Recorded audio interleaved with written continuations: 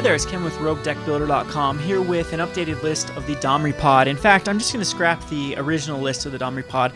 Ended up playing in a Premier event, a Premier Modern, going 1 in 3, but I really don't think it's the deck's problem. I think it's more of the just drawing bad. I drew horribly in the, and this might be a bit of a spoiler as I'm probably going to release this before I actually release the results of my 1 in 3 finish in the Modern Premier.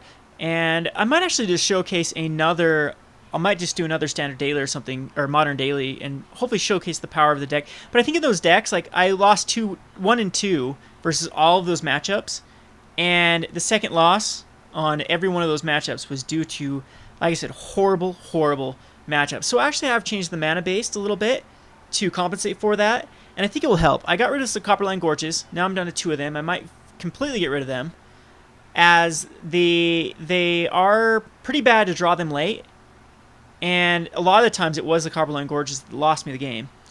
And I've gone back up to 4 Overgrown Tombs, so I'm running the playset of Overgrown Tombs, a 1 of Stomping Ground, and a 1 of Blood Crypt. And I up my count of fetch lands to 2 Marsh Flats, so I'm running 10 fetches, and 2 basic forests, 2 basic swamps. Again, I might just want to kill these Copperline Gorges completely for another, I guess, yeah, we only really do need 1 red source, so maybe I will just completely get rid of the Copperline Gorges for more forests as well, as we do need a green drop first turn. But I like the Copperline Gorges because if I go like Copperline Gorge into Birds of Paradise, that can guarantee that if I draw into like a swamp or something, that I'll have both of my land sources. So I'm going to keep the Copperline Gorges and go with this. I want to at least have 2 basic lands in for Ghost Quarters and Path to Exiles and whatnot to actually find those 2 basics. So 4 basics total. And I think upping the count to 10 fetch lands will really help the Deathrite Shaman. I've had a couple games where it was like Blood Crypt, Copperline Gorge, Deathrite Shaman. I had the Fulminator Mage in my hand, and I couldn't actually have the first turn or second turn Stone Rain, basically. So I'm just going to go down the list here and talk about what cards each card does and how they interact in the deck. We have everything in here taps for a black, except for the Copperline Gorge and the Stomping Ground and the 2 forests. And to compensate for that, we also have the Urborg Tomb of Yawgmoth as a 1 of. Very good card, turns all my lands into swamp. So the mana base is 10 fetches, 4 Overgrown Tombs, and 2 of each swamp and forest, with 2 Copperlines and a Stomping Ground and Blood Crypt. Alright, pretty self-explanatory. I'm hoping this mana base works better than previous. I'm running a total of 8 of the 1 drop Birds of Paradise, Deathrite Shaman. They help accelerate into the turn 2 kill with Fulminator Mage. Also accelerate into a turn 2 Birthing Pod or a turn 2 Kitchen Finks. Very good. Then I'm running the main board Kitchen Finks combo with Malera Pod. So Malera, Kitchen Finks, Murderous Redcap. I cut the Murderous Redcap down to a 1 of in my main board. I might actually cut the sideboard card. There's definitely other targets that I could go. And I've added a Phyrexian Metamorph. This card is so powerful in this deck. So I definitely want more Phyrexian Metamorphs, as they can copy a Kitchen Finks. So you can pot a Metamorph into or a Kitchen Finks into a Metamorph and grab a Kitchen Finks, or copy anything else. But I mean, you can have, and the cool thing about that is after you sack it for something else, it comes in with an Undying trigger, Persist trigger, and I mean, you could literally do this like combo of Phyrexian Metamorph, Viscera Seer, and Kitchen Finks to go infinite too, and also gain 1,000,000 life. So let's see here. We'll have Viscera Seer. That's of course the combo of Viscera Seer, Kitchen Finks, and Malera. So I like running that combo. I cut the Court of Calling to try to find that combo, as I don't want to rely on it. I think Malera Pod does get shut down quite easily, and with the clunky cards in here, I can't find my combo as easy as the traditional Malera Pod that runs like Rangers of Eos and stuff. So I definitely would rather just cut the Court of Calling and rely on Domri land destruction as an option for win condition as well.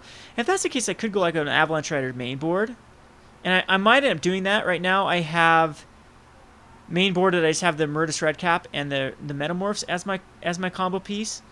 And that might definitely be something that I can think to do. I mean, you can get this out as quick as 3rd turn, and a 3rd turn destroy land into the following turn.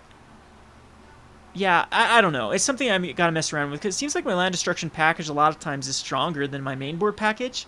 There's so many decks it shuts down. But until I figure it out, I am going to run the Malera combo, main board. And then we have the Domri Rod. What this combination basically does, sorry, I'm really tired. I've been at M14 pre-releases all day and did this premiere. And now I'm kind of loopy, so bear with me here. Anyway, so the Domri Rod, a Phyrexian Obliterator combination. You can get a 3rd turn Domri into a 4th turn, or a 2nd turn Domri into a 4th turn Obliterator. And a lot of times that is just game. So you get to remove a creature, you get to kill a creature with the Domri Phyrexian Obliterator. Nothing's going to stop an Obliterator. And if it does, they're sacking 5 permanents. So it's Domri and Obliterator. Even killing their Bob is amazing. Even killing a Deathrite Shaman's amazing. Anything above that, you kill a Kitchen Finks, that's amazing. And it's too hard to come back from the Phyrexian Obliterator Domri Rod combo. That's what this deck's all built around. And they've got the pods as well to draw into that sort of thing. So definitely like this deck a lot. It's posted really. I went 10-1 when I first started this. In the 2-man queues, having a bit of bad luck. I didn't have any bad luck in that 10-1 run. Oh, yeah, my one loss was bad luck. I was stuck on 1 land against a Living End deck. I had to mold a 5 and kept a 1-lander with Viscera Seer and Verdant Catacomb, and I had the Fulminator Mages in my hand, and I couldn't pull the trigger, couldn't find that other land before he Living End me to death. So anyway, and I don't want to sound like a whiny bitch here, but it was this 1 and 3, and you'll be able to check my decks out. I got mold a lot of hands, and this deck doesn't need to mold a lot. It was these 1-landers without an accelerant and just clunky draws, like having Gleamclaw in my opening hand every freaking time, and also then mulling down to 5 and then getting mana flooded. I think that was a total of 3 games where that happened, and I lost because of that. That happens with any deck. You can't blame this deck for it. It could happen with Soul Sisters. It could happen with Jund. It could happen with Tron. It could happen any deck you play with. That could happen. So just a bit of bad luck is more to blame of the 1-3 finish than anything. And some bad play decisions. Definitely some bad play decisions. And the Copperline Gorges cost me a couple games too, which I went down to 2 Copperline Gorges rather than the full 4. This deck barely needs any red. It just needs it for the Domri. Just needs it for the Zealous Conscript. I don't know if I can even justify running these Copperline Gorges, other than I do want that combo. I do rely on that combo a lot.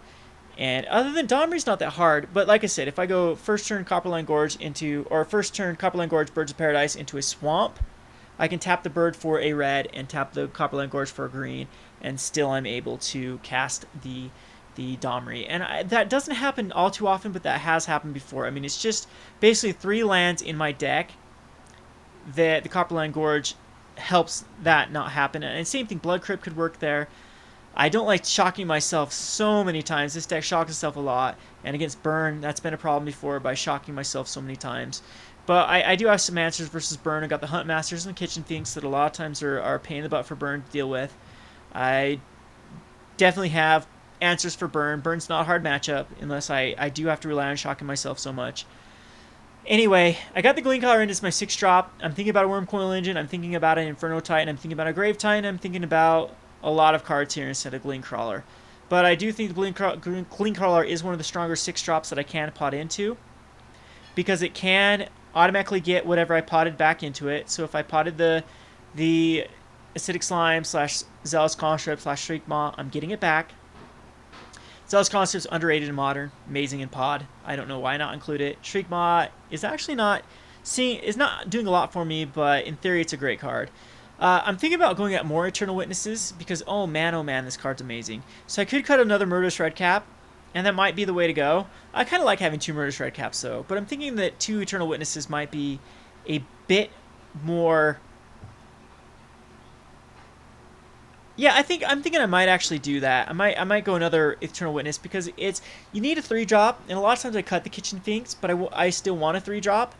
And Eternal Witness is amazing because you get to get back so many things, like the Inquisition, you get to get that back, or Thoughtseize, you need to get that back. So much card advantage, because then you can pot it into a Phyrexian Obliterator or Metamorph or anything else, and then it's just card advantage galore. So this deck is anything but finely tuned, but I think it does well as it is. Very expensive deck, incredibly expensive deck, so if you're on a budget, this is not the deck to go. but it's still a fun deck. Anyway, I think I've covered the bases here. The sideboard is a land destruction package. You have second turn Fulminator Mage, third turn Avalanche Rider, fourth turn Acidic Slime with any sort of accelerant. Very, very good. Got the Huntmaster in against any sort of like... It's great against Merfolk. It's great against Jund. It's great against Burn. If this sucker flips, it's amazing. And the great thing with Pod is a lot of times you can still be playing cards and guaranteeing that it flips. So I really like the Huntmaster. I haven't quite cut it yet, even though it hasn't come in play a lot. I haven't used it a lot. I still think it's a great card. It's a great 4-drop. It's a great... Right now, our 4-drops are... See, what happens is you start siding out the Phyrexian Obliterators against the decks that it's not good against, and then that's a good time for Huntmaster to come in. Alrighty, I think, like I said, the Viridian Zealots are mainly Torpor Orb. For Torpor Orb, you kill the Torpor Orb, you kill the Rest in Peace, you kill also any other artifacts or enchantments. There's tons of artifacts and enchantments. Stony Silence, Gapdigger's Cage. Viridian Shaman, same thing. Can't hit the Torpor Orb, you can hit everything else. Any other problematic artifact. So I like having outs for those. Anyway, that's about it. This is Kevin from Roguedeckbuilder.com. Thanks for watching.